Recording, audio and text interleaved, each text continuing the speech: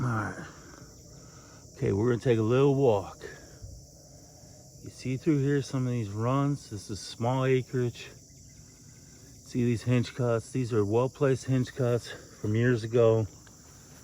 Still thriving, still strong, moving in the right direction. Give you a bird's eye view. There's the pond. Comes on through here. There's that slope I was talking about. Get their drink to come back up through.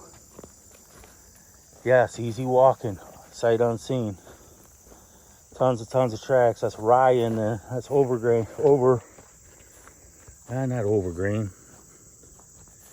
That's that rye mix grain bin. We come back down in here. The healthy part of the grain bin. And then down a little bit closer, it's seeded with grain bin and overtime, where you'll see the radishes coming up through it. And yes, you can see some of them invasive species still in my area.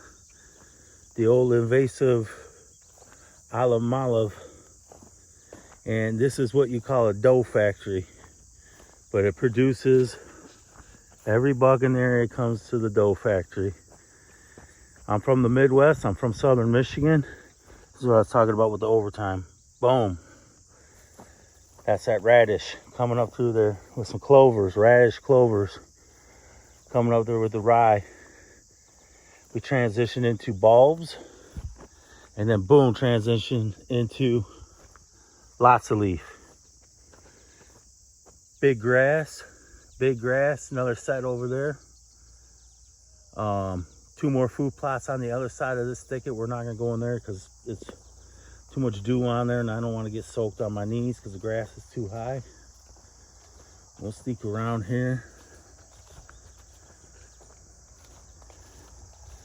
Just heavy traffic, deer tracks everywhere in the Doe Factory.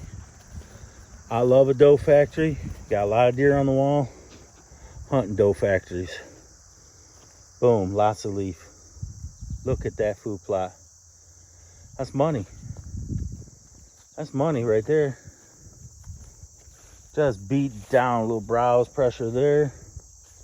Nothing that these food plots can handle. I'm talking, this is a 30-acre farm and we're housing anywhere from 15 to 25 doe fawns.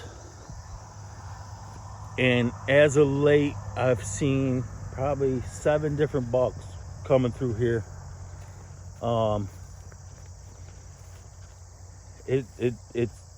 This is the kind of food plots you got to put in that'll maintain the browse pressure.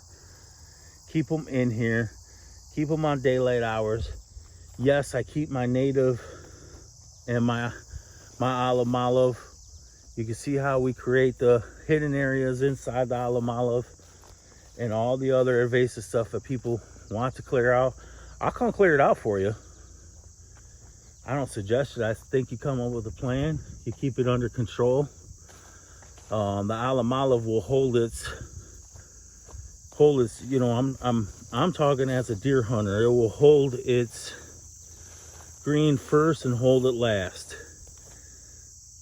So when you create these types of areas, you're gonna be able to hunt them through the entire season and house deer. So we expect to see multiple shooter bucks in this section during the rut, down through here, up through here, where we're not gonna go into yet.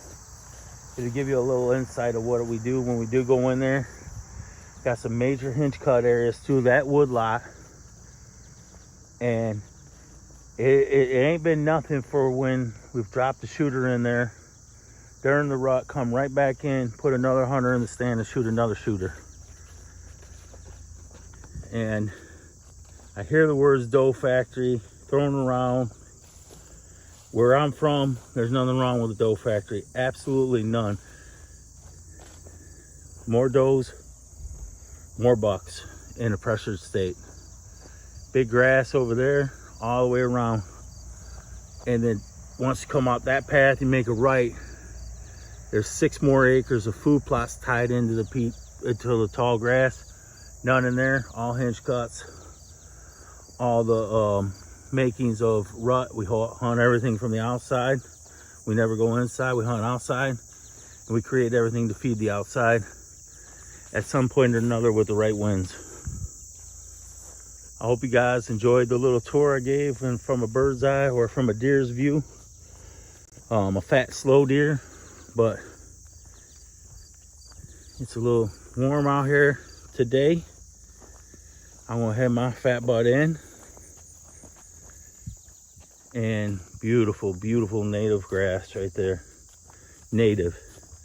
Deer walk through that stuff all day long. They love it. Love it, love it, love it, love it. I'm gonna head to headquarters. I hope everybody has a great day, and we'll talk to you later.